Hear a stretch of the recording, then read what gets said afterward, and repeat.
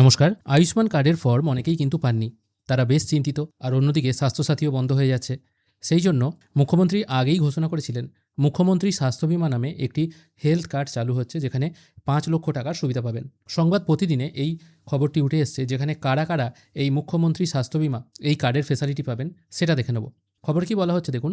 আয়ুষ্মান ভারতে প্রধানমন্ত্রী জন আরোগ্য যোজনায় নাম নেই, মুশকিল আসান করল পশ্চিমবঙ্গ সরকারের স্বাস্থ্য দপ্তর।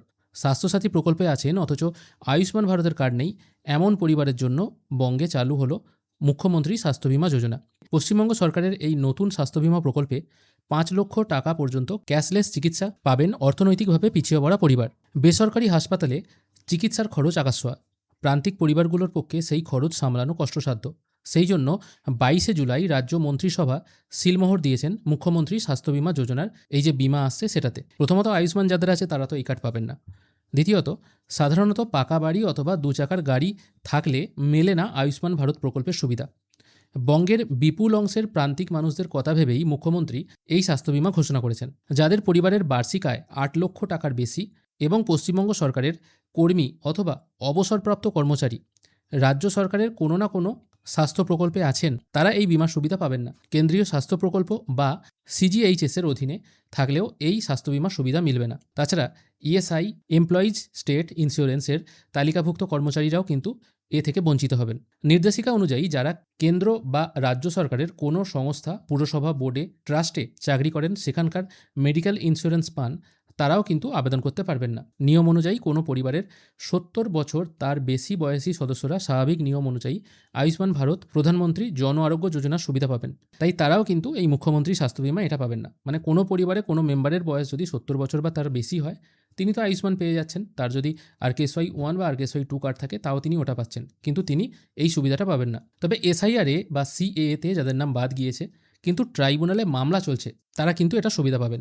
মানে এসআইআরে হয়তো আন্ডার অ্যাডজুডিকেশন থেকে নাম বাদ গেছিল, এখন আবার ট্রাইব্যুনালে অ্যাপিল করা হয়েছে, কিন্তু মামলা চলছে, ফাইনাল লিস্ট এখনও বেরোয়নি, তারা কিন্তু এই সুবিধাটা পাবেন। এখানে প্রতি পরিবার ৫ লক্ষ টাকার ক্যাশলেস সুবিধা পাবেন। এখানে কিন্তু প্রতি পরিবারের কথা বলা হয়েছে। মানে আপনার পরিবারে যদি ২ জন মেম্বার হয় তাও ৫ লক্ষ টাকা, ১০ জন মেম্বার হলে তাও কিন্তু ৫ লক্ষ টাকা। এটাই কিন্তু বোঝা যাচ্ছে, এটা হচ্ছে সম্পূর্ণ ক্যাশলেস।